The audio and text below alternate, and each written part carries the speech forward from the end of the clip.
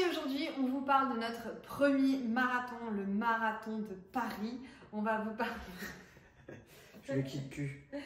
Il est trop content là, on a été courir tout à l'heure. Peut-être que je lave. Il y a quelqu'un qui lui a dit oh, bravo et tout. J'étais trop content. Je vais lui faire un sprint. Donc dans cette vidéo, on va traiter de 4 grands sujets. Ça va être la prépa, l'alimentation, le marathon et l'après. En termes de prépa, pour le marathon, comment ça s'est passé? Thibaut va déjà expliquer lui comment ça s'est passé. Alors déjà du coup moi le marathon c'était pas prévu, donc j'étais sur une préparation pour un 10 km qui avait lieu je sais plus quand, enfin bref, donc j'avais mon application RunMotion avec la préparation sur le 10 km avec le temps que je voulais faire, et au cours de cette préparation, je crois que j'avais mis 2 ou 3 semaines de préparation, je sais plus. Au cours de cette préparation, Marie m'a dit qu'elle avait une bonne nouvelle pour moi, on lui avait proposé un dossard pour moi pour le marathon de Paris, donc c'était pas prévu, c'était pas forcément voulu parce que je me suis dit mais attends, comment on va faire, surtout moi, pour courir 42 km. Bref, du coup, on a réadapté le programme RunMotion pour un marathon. Express. Pour un marathon, non, express, en fait, j'avais quand même 5 semaines de prépa. C'est 8 minimum. Ouais, et du coup, j'avais 5 semaines. Et comme tu n'es pas sportif à la base dans la course à pied, c'est au moins 12. Ouais, mais en tout cas, j'avais 5 semaines. Moi, je trouvais ça très bien. Surtout que je n'ai pas été au bout de mes 5 semaines parce qu'au bout de 2 semaines et demie, voire 3 semaines, 2 semaines et demie, je crois, j'ai arrêté de suivre le plan d'entraînement. Pas parce que je trouvais ça pas bien, hein, mais c'est parce que ça demandait beaucoup de sorties longues, etc. et que j'aimais pas les sorties longues. Ça ne demandait pas beaucoup de sorties longues. Une sortie par semaine. C'est déjà énorme. Et en fait, ouais, c'est juste que Thib, il a cette personnalité-là. Dans les diplômes aussi, et jusque-là, ça a toujours été génial pour lui. Il a toujours fait les choses au dernier moment. Et à chaque fois qu'on a fait des courses, il a toujours attendu le dernier moment. Le semi de Barcelone, c'était pareil. Il l'a su en novembre. Il a commencé à s'entraîner 4 semaines avant le semi de Barcelone. Il est comme ça. Et pour ma part, donc, la prépa a été très courte aussi, tout simplement parce que c'était pas prévu que je fasse le marathon à ce moment-là. J'ai fait 2 semis, semi de Barcelone, semi de Paris, donc semi de Barcelone en février, semi de Paris en mars, et il me restait donc entre le semi de Paris et le marathon de Paris 5 semaines. Donc quand on me l'a proposé, j'ai validé de ouf, j'étais avec la team Orange, donc Thib et moi on a couru tous les deux avec la team Orange Running, et en fait 5 semaines de prépa. C'est ok pour moi, le défi je le relève.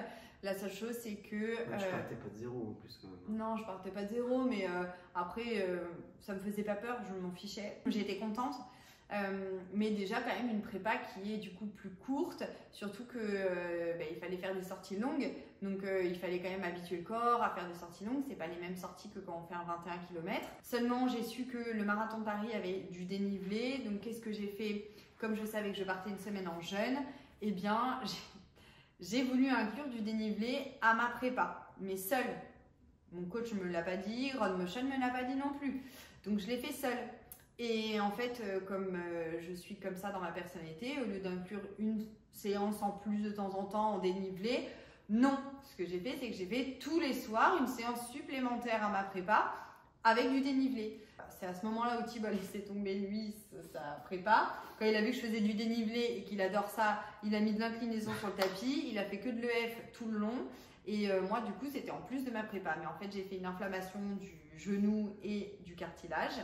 Puisque d'un coup, je suis passée à ça. La fatigue aussi des autres séances. Ce qui fait que ça a fatigué mon genou. Inflammation.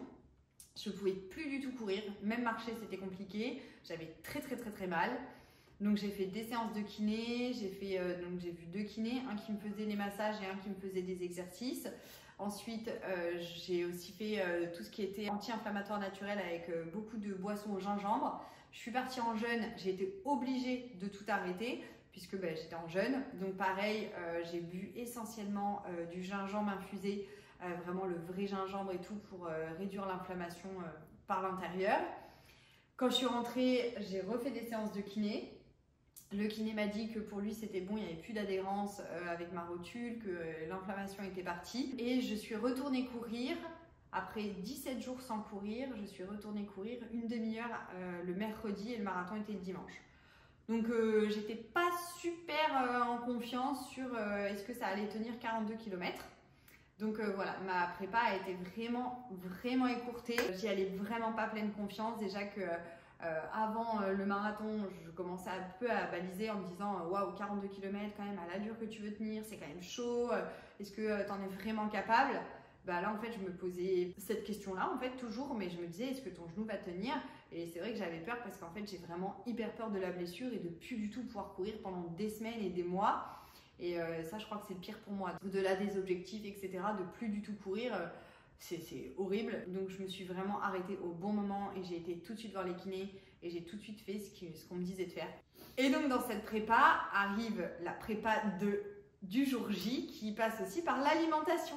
Comment ça s'est passé pour toi? Alors moi j'ai pas fait de jeûne, ça c'est sûr, mais bon après la semaine où toi t'étais en jeûne, j'étais avec les enfants, on a mangé correctement, enfin voilà, on n'a pas fait de trucs un peu fat etc, donc j'étais déjà dans la préparation sans me restreindre, prendre que des protéines, etc. Enfin, je me suis pas mis de pression du tout. Après, quand on s'est retrouvé après ton jeûne, bah, j'ai plus pris des trucs qu'il faut, style du quinoa, etc. Et j'ai fait pas mal de restos. Là, les restos qu'on a fait, je prenais que des bowls. Un bowl avec avocat, quinoa. Enfin, j'étais pas mal. J'ai pas, on a pris. Les amis, ils avaient pris pizza le vendredi soir. Moi, j'ai pas pris. Pas mangé. Mangé une part. Peut-être deux parts. Non, il n'a pas beaucoup mangé. Mais ça va, j'ai été franchement sage. Non, c'est vrai qu'il a été sage, puisqu'en plus de ça, Tib, il a une RCH. Donc il faut vraiment faire attention à ses intestins, il ne faut pas les inflammer, il ne faut pas venir les titiller et surtout pas avoir un marathon. Donc il savait que. Je n'ai pas mangé épicé. Voilà, il n'a pas mangé épicé, il n'a pas bu d'alcool. Après, j'étais en préparation marathon. Il n'est pas. Ouais, mais t'es pas quelqu'un qui a des objectifs sur un marathon. T'en avais parce qu'au final, T'es quand même quelqu'un qu'en a finalement. Oui. Après, c'est surtout que niveau alimentaire, j'avais pas envie après de subir quoi que ce soit. Il a pas mangé trop gras. Alors, c'est vrai que quand on va à Paris. Bah oui, on a accès à des types de restos qu'on n'a pas forcément l'habitude de faire. Voilà, donc c'est sûr que j'aime bien. Là, donc là, il a été cool. Il a été. En vrai, j'ai mangé que des pocs et trop bien. Et je faisais des petits déj les matins. Et moi, ça a été donc avant. En fait, j'ai arrêté pas mal de choses. En fait, ça a fait un petit peu comme mon premier semi-marathon, celui de Barcelone, où mon coach m'avait dit de faire le régime norvégien, chose que j'ai testée. Et donc, en fait, là, ça a un peu fait pareil, puisque j'ai arrêté énormément de choses 3 semaines avant le marathon. Après, j'ai été en jeûne. Et après, j'ai eu une remontée alimentaire qui, du coup, m'a emmenée à J-3 du marathon, où là, j'ai réintégré tout ce qui était féculents, quinoa, etc.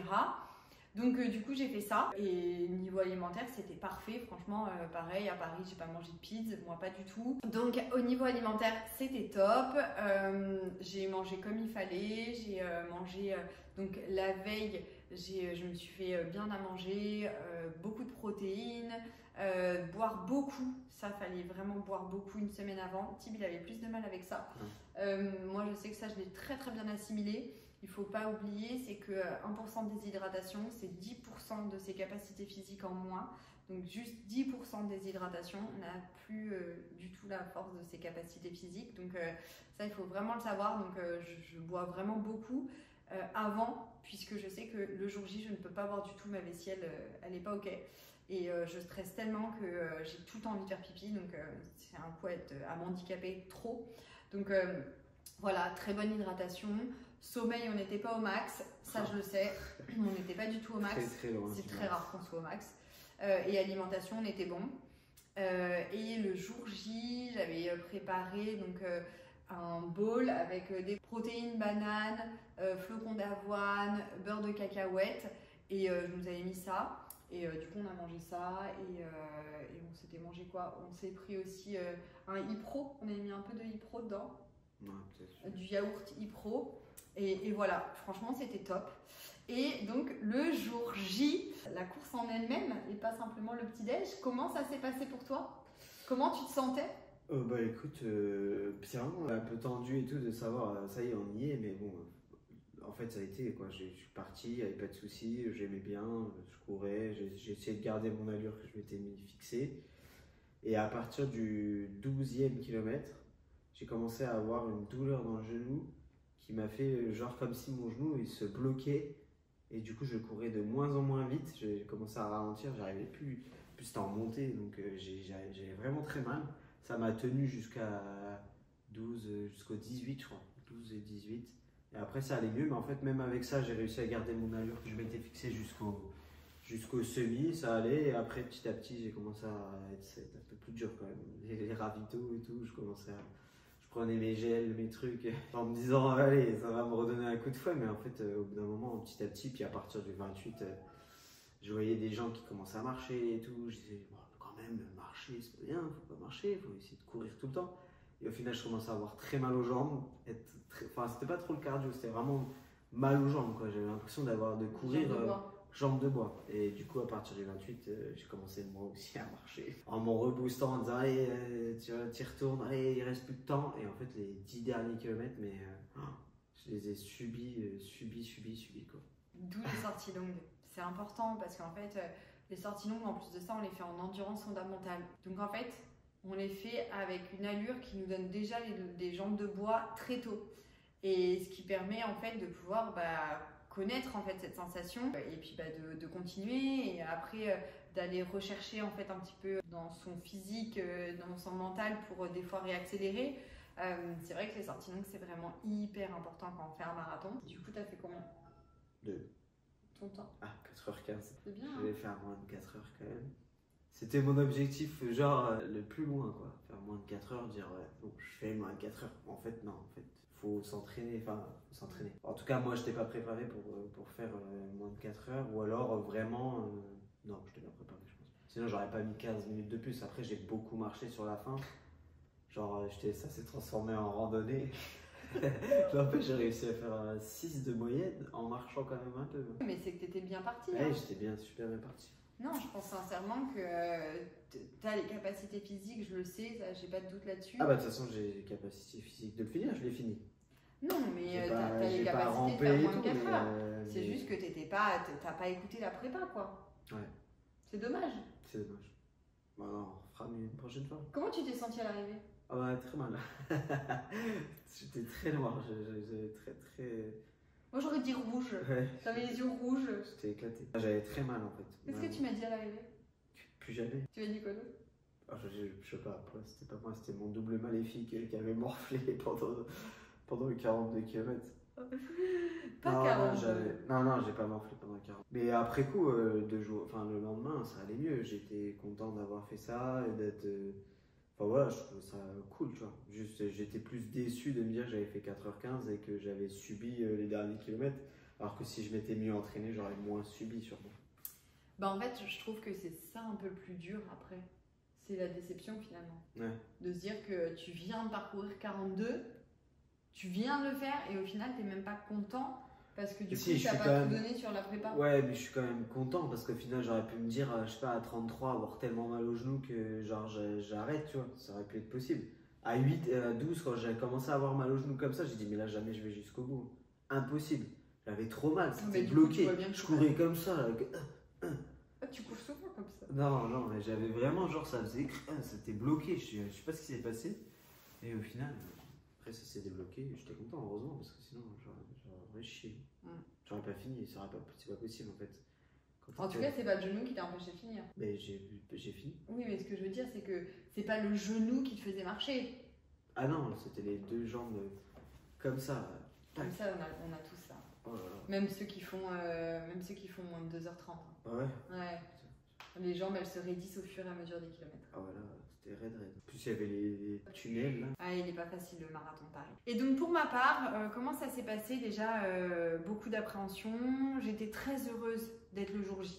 Parce que, en fait, je me suis dit, ok, là, c'est bon, il n'y a plus de questions à se poser. On va voir si ça passe. J'avoue que j'avais tellement stressé, tellement d'appréhension de ne pas réussir à tenir mes allures. Et puis, on est assez différents sur ça. C'est que moi, je mets vraiment beaucoup sur ma prépa, en fait. Même si elle est courte, je donnerai tout. Je vais mettre tout mon cœur à faire la prépa. Je vais être disciplinée. Et puis, je suis comme quelqu'un comme ça, en fait. Je me mets des objectifs assez ambitieux. Des fois, un peu trop. Hein, j'en ai bien conscience. Bien que la plupart du temps, mes objectifs passent. Donc, c'est que j'en suis capable et que je me connais. Mais ils me font stresser parce que je me dis, mais j'ai été trop ambitieuse. Mais normalement, ça passe. J'avais hâte, vraiment. J'étais très émue aussi de prendre le départ du marathon puisque je le faisais avec toi, que c'était une course qui me donnait On envie. s'est pas vu longtemps. Non, mais je savais qu'on le faisait et qu'on le faisait ensemble. Ça fait des années en fait que le marathon me tente, enfin me faisait rêver, mais je me projetais pas en fait. Et c'est une de nos amies qui m'y a fait repenser là il y a pas longtemps, puisqu'elle m'a écrit après le marathon. Elle m'a dit ça y est, j'ai vu que tu avais fait un marathon. Tu te rappelles quand Louis il faisait son marathon, donc son mari. Elle disait je me rappelle les questions que tu lui posais, ça t'intéressait déjà tellement. Et pourtant, je courais genre 1 heure par jour, mais juste histoire de faire 1 heure. J'avais jamais fait de course officielle avant la naissance de Baptista, donc avant 2022. Et mon amie, elle me parle de ça il y a 10 ans en arrière. Donc vraiment, j'ai toujours aimé courir, mais courir pour un équilibre de je mange ce que je veux, j'ai été courir, il n'y a pas de question à se poser. Et pourtant, ça m'a toujours fait rêver, ces longues distances. Et donc, j'étais trop contente. Donc, je fais mon marathon, je commence. Les allures, elles viennent automatiquement et naturellement. Donc, je suis hyper contente, hyper rassurée. Et un peu envie de faire pipi. Mais bon, je me suis dit qu'avec la transpiration, ça allait finir par se faire tout seul. Je vais pas m'arrêter quand même faire pipi sur un marathon. Mais non! Qu'est-ce qui m'arrive au 9e kilomètre? Je n'ai pas juste envie de faire pipi, j'ai aussi la chiasse. Clairement la chiasse, je peux pas le dire autrement. Bref, je sens que ça ne va pas, ça travaille dans mon ventre, j'ai mal au ventre, je sens qu'il faut que j'y aille tout de suite. Donc il y a un premier ravito au 9e kilomètre, je sors et je vais aux toilettes. J'ai de la chance quand même, je perds que 1 minute 30 à peu près sur ça. Donc 9e kilomètre, ça se passe comme ça. Je me dis ok, c'est bon, je me suis arrêtée une fois. Ouais, ça va pas se repasser. 19e kilomètre, j'y repars. Toujours un lien avec le 9. Non, tu vas voir après. Et donc là, cette fois, on était dans le bois de Vincennes, donc je m'arrête dans le bois. Franchement, ma dignité est restée sur le côté aussi.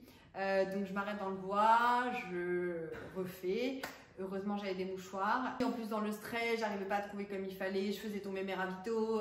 Enfin bref, c'était une catastrophe. Et donc là, je repère du temps. Et là, je me suis dit, je vais jamais réussir à recoller. Surtout qu'en fait, j'avais mis ma montre en pace.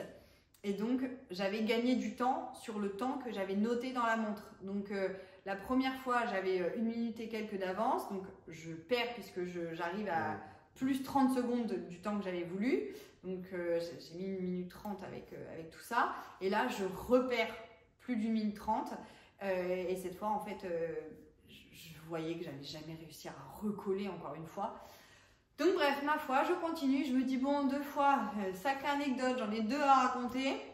Et là, j'ai une copine avec moi qui me rejoignait au 21e kilomètre pour finir avec moi le marathon. Et au 25e, je lui dis, je suis obligée de me réarrêter. Je m'arrête dans une pizzeria, non, dans un resto, un espèce de café. Et en fait, il y avait déjà du monde qui faisait la queue, mais pas des coureurs, hein, des clients. Mais je savais pas combien de temps ils allaient mettre, ça m'a stressée. Moi, j'étais toujours dans une idée de pas foirer mon temps. Et du coup, je ressors vite du resto parce que je voulais pas non plus leur passer devant. Je ressors vite du resto, il y a une pizzeria en face, j'y vais. La pizzeria était fermée. Et là, j'avais vraiment hyper envie. Je commence à me dire, ok, je vais devoir aller derrière une voiture. On est dans plein Paris. Là, c'est horrible. Je suis sur les réseaux sociaux. Enfin, fou là là. Je flippais. Franchement, je flippais. J'étais pas bien. En plus, j'avais envie de pleurer, de vivre cette expérience de merde. Et là, ma pote à côté de moi, qui était un peu plus lucide forcément, voit cette espèce de fleuriste céramique. Elle toque et elle lui dit, s'il vous plaît, ouvrez. Moi, je lui dis, s'il vous plaît, ouvrez. Elle ouvre. Elle me laisse aller aux toilettes. Je vais aux toilettes, je sors des toilettes, je me confonds en excuses et je repars. Donc voilà, et là je me jure qu'en fait je m'arrêterai plus. Je me jure, je pleurais, je me jure que je m'arrête plus et je me dis que si je m'arrête encore une fois, ben, je laisse tomber le marathon, je continue pas dans ces conditions. Je continue et puis c'est bien la course à pied. Hein. Je me ravitaille et là je dis... Direct, hop, j'ai à peine avalé que là mon ventre il commence à refaire waouh, la zumba ukulélé. Je me suis dit ok, t'arrêtes les ravitaux, on arrête, on arrête les ravitaux. C'est pas les ravitaux hein, qui m'ont fait mal parce que le 9e kilomètre j'avais pas encore commencé à prendre des gels ou quoi que ce soit et puis en plus j'avais même fait mes propres ravitaux. J'avais déjà pris plus rien. Et donc du coup je me suis dit ok, même de l'eau je voulais plus en prendre parce que j'avais trop peur, je voulais finir ce fucking marathon. Et je voulais réussir quoi. Mais bon, du coup, j'ai eu la tête qui tournait puisque j'étais plus ravitaillée. Donc j'ai fini par me ravitailler vers le 38e. En plus de ça, je pouvais plus accélérer entre guillemets et avoir mon allure puisque ça me faisait trop mal au ventre. Donc encore une fois, le but était de finir au bout d'un moment et j'étais même plus sur un objectif de temps, j'étais sur un objectif de le terminer. Je voulais pas abandonner, mes potes ils s'étaient pas déplacés de Tours pour venir et j'abandonnais. J'avais pas fait faire le marathon à Tibes pour abandonner. Je voulais pas dire sur les réseaux sociaux que j'avais abandonné, c'est hors de question, je veux pas de ça. J'ai terminé, tant bien que mal. Je suis heureuse aussi de ne pas avoir abandonné puisque mes parents m'ont fait la surprise de venir. J'aurais été deg d'abandonner que mes parents soient là. Ça a été une très très belle surprise. L'ami de mes parents, qui ça fait des années, bien faire 20 ans qu'ils sont amis, ça fait 15 ans qu'on est ensemble. Donc ça fait des années qu'ils sont amis et tout, et donc il vient en fait à ma rencontre sur le parcours. Mes parents étaient plus loin et il m'appelle et je reconnais et sa voix et son visage et de suite je dis Dan, et je savais que mes parents étaient chez eux ce week-end-là et du coup j'arrive juste à lui dire mais papa il est là parce que parents, maman, tout ça c'était très dur à sortir. Et il me dit oui, ils sont là. Et donc là, bon, j'arrive à accélérer. Je sais pas d'où je sors cette force-là, parce que vraiment mon ventre laisse tomber. Et puis du coup, j'accélère. Je vais jusqu'à la rencontre. Je chiale un peu. Je continue. Et puis je termine mon 42 km, quoi. Voilà, je termine en 3h37. Je suis contente, évidemment, parce que j'ai vraiment été malade. Donc, comment s'est passé l'après? Donc déjà, quand je suis arrivée, j'ai attendu Tibes. Et puis en fait j'ai pas pu l'attendre longtemps parce qu'il fallait que je retourne aux toilettes, donc je suis repartie, voilà, la totale. Et puis alors après il a fini par arriver, j'ai un peu, j'ai pas été disciplinée, ils m'ont dit les vigiles, non vous devez partir. Et là du coup j'ai fait ok, voilà, c'est la bouche. Et je suis repartie le chercher et du coup c'est moi qui suis partie le chercher pour sa médaille. Il a même pas voulu la mettre sa médaille, tellement il était dégoûté de son marathon. Mais n'empêche, l'après-marathon il nous a quand même fait mal sur le jour J parce que on est reparti au stand orange.